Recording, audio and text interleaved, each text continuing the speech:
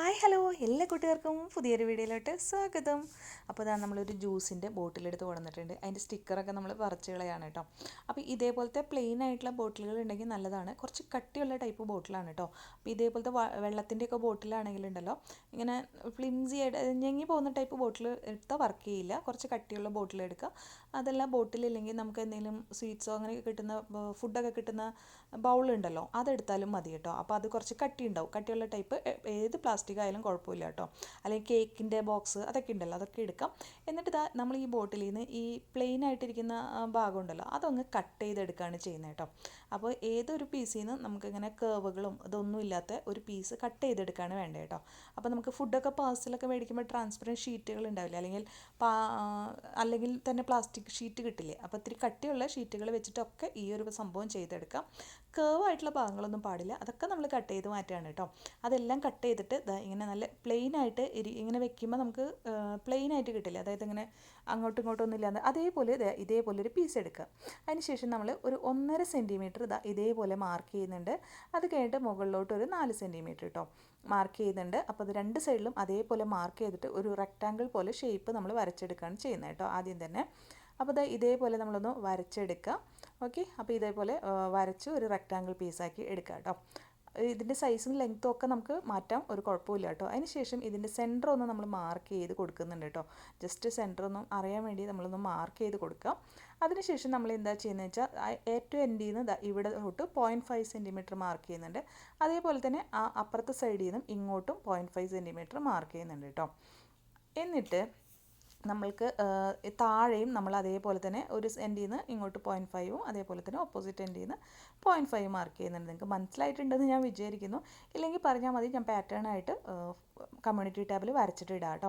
അതിനുശേഷം ആ പോയിന്റുകളെല്ലാം ഇതേപോലെ മാർക്ക് ചെയ്യുക കണ്ടോ. ആ ഒരു എൻഡിൽ നിന്ന് 0.5 ഇപ്പുറത്തെ എൻഡിൽ നിന്ന് 0.5 ആണ് നമ്മൾ മാർക്ക് ചെയ്തത്.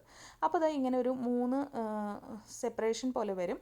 ഇനി നമ്മൾ സെൻറ്റർ മാർക്ക് ചെയ്തതിൽ വെച്ചിട്ട് കുറച്ച് നമ്മൾ കുറയ്ക്കുക. ആ സെൻറ്ററിൽ വരുന്ന ആ പോർഷൻ ഉണ്ടല്ലോ അതൊന്ന് കുറയ്ക്കുകയാണ്. അതിൽ നിന്ന് ഒരു പോയിന്റ് നമ്മൾ മാർക്ക് ചെയ്ത് കുറയ്ക്കുകയാണ് കേട്ടോ.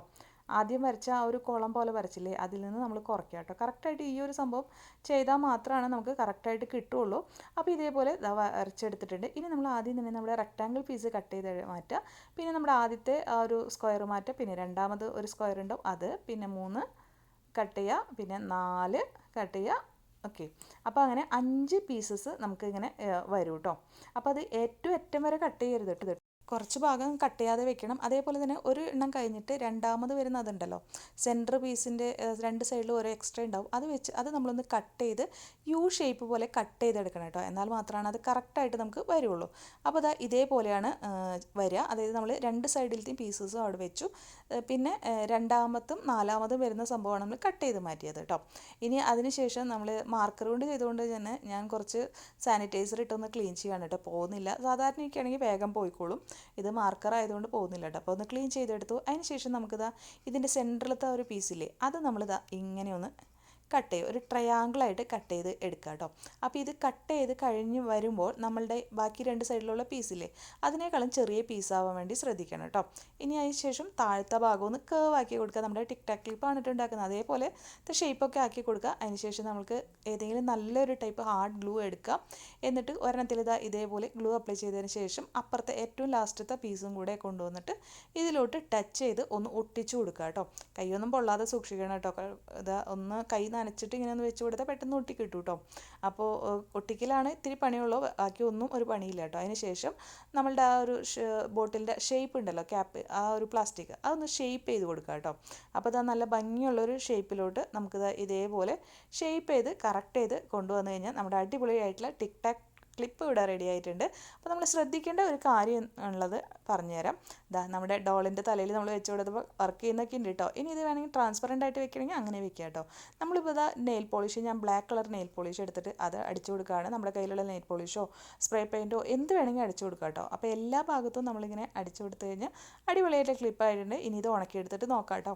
അപ്പോൾ ഉണക്കിയെല്ലാം എടുത്തുകൊണ്ട് വന്നപ്പോൾ നമ്മുടെ അടിപൊളി ടിക് ടാക്ക് ക്ലിപ്പ് ഇവിടെ റെഡി ആയിട്ടുണ്ട്. നമ്മൾ ഷോപ്പിൽ നിന്ന് മേടിച്ചാണെന്നേ പറയുള്ളൂ അല്ലേ. അപ്പോൾ ഞാൻ കടയിലൊക്കെ കിട്ടുന്ന പോലെ കിട്ടാൻ വേണ്ടിയിട്ട് ഒരു പേപ്പർ ഇതേപോലെ ഒന്ന് കട്ട് ചെയ്ത് അതിലൊന്ന് വെച്ച് കൊടുക്കുകയാണ് കേട്ടോ. അപ്പോൾ ഇതേപോലെ ക്ലിപ്പ് ചെയ്ത് കഴിഞ്ഞാൽ ഇങ്ങനെയും ചെയ്തെടുക്കാം. അപ്പോൾ നമുക്ക് ഇഷ്ടമുള്ള പോലെ ചെയ്തെടുക്കാം കേട്ടോ. സൈസൊക്കെ നമ്മൾ കറക്റ്റായിട്ട് വയ്ക്കുക. ഒരേപോലെ സൈസ് വേണമെങ്കിൽ പാറ്റേൺ വരച്ചിട്ട് നമ്മൾ പേപ്പറിൽ പാറ്റേൺ വരച്ചിട്ട് അത് വെച്ചിട്ട് മാർക്ക് ചെയ്ത് വെച്ച് കട്ട് ചെയ്താൽ മതി. ഇനി ഇതിനെ ഒന്ന് ഡിസൈൻ ചെയ്തെടുത്താലോ. അപ്പോൾ അതിനായിട്ട് നമ്മളിതാ കുറച്ച് വേസ്റ്റ് ഐറ്റംസ് ആണ് എടുത്തിരിക്കുന്നത്. ടോയ്സിൻ്റെയും അതേപോലെ ഡ്രസ്സുമെന്നൊക്കെ പറഞ്ഞു പോകുന്ന സംഭവങ്ങളാണ്. ഇതേപോലെ ഗ്ലൂ ഗൺ വെച്ചിട്ട് ഒട്ടിച്ചു കൊടുക്കുകയാണ് കേട്ടോ. ഇത് ഒരു സ്റ്റിക്കറാണ്. അത് പറഞ്ഞു പോന്നിട്ട് ഇനി ഒട്ടിക്കാൻ പറ്റാതെ കിടക്കുന്നതാണ്. അപ്പോൾ ഞാൻ അത് എടുത്തിട്ട് അതും ഇതേപോലെ ഒട്ടിച്ചു കൊടുത്തു. പിന്നെ ഇതൊരു ഡ്രസ്സല്ല സ്ലൈഡുമൊന്ന് ഊരിപ്പോന്ന സ്റ്റോണാണ്. അപ്പോൾ അത് നല്ല രസമുണ്ട് കേട്ടോ കാണാനായിട്ട്. അപ്പോൾ അത് നമ്മൾ വെച്ച് കൊടുത്തു കേട്ടോ. അപ്പോൾ ഇതേപോലെ നമ്മുടെ കയ്യിൽ നിന്നൊക്കെ പോകുന്ന സംഭവങ്ങളൊക്കെ വെച്ച് നമുക്കിതിനെ ഡെക്കറേറ്റ് ചെയ്ത് എടുക്കാം കേട്ടോ. അപ്പോൾ ഇതെല്ലാം കഴിഞ്ഞപ്പോൾ ഒരെണ്ണം ബാക്കിയായി, വെക്കാനായിട്ടൊന്നും ഇല്ല കേട്ടോ. അപ്പോൾ എന്ത് ചെയ്യുന്നത് വെച്ചാൽ വേറൊരു ഐഡിയ പറഞ്ഞുതരാം. അതിനായിട്ട് ഫോം ഷീറ്റ് എടുത്തിട്ട് നമുക്ക് ഏതെങ്കിലും ഒരു പിക്ചർ അങ്ങ് വരച്ചു കൊടുക്കാം കേട്ടോ. എന്നിട്ട് അത് കട്ട് ചെയ്തെടുക്കുക. ഇപ്പോൾ ഫോം ഷീറ്റൊന്നും ഇല്ലെങ്കിൽ സാധാരണ പേപ്പർ ഉണ്ടല്ലോ, പേപ്പറിൽ നല്ല ഭംഗിയുള്ള ഇഷ്ടമുള്ള ഡിസൈൻ അങ്ങ് വരച്ചു കൊടുക്കുക. എന്നിട്ട് ഒരു സെല്ലോ ടേപ്പ് അതിൻ്റെ മുകളിൽ വെച്ചിട്ട് അതിനെ വാട്ടർ പ്രൂഫ് ആക്കിയതിന് ശേഷം അത് ഒട്ടിച്ച് കൊടുക്കുക കേട്ടോ. അപ്പോൾ ഇത് സ്റ്റിക്കർ ആയതുകൊണ്ട് ഇങ്ങനെ തന്നെ ഒട്ടിക്കുകയാണ്, ഗ്ലൂ ഒന്നും വെക്കുന്നില്ല കേട്ടോ.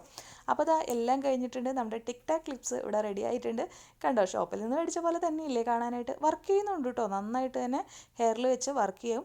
അപ്പോൾ കുട്ടികൾക്കൊക്കെ ഇതേപോലെ നമുക്ക് ഉണ്ടാക്കി കൊടുക്കാം കേട്ടോ. നമ്മുടെ ഡോളുമ്പോൾ നമുക്ക് വെച്ച് കൊടുക്കാം കേട്ടോ.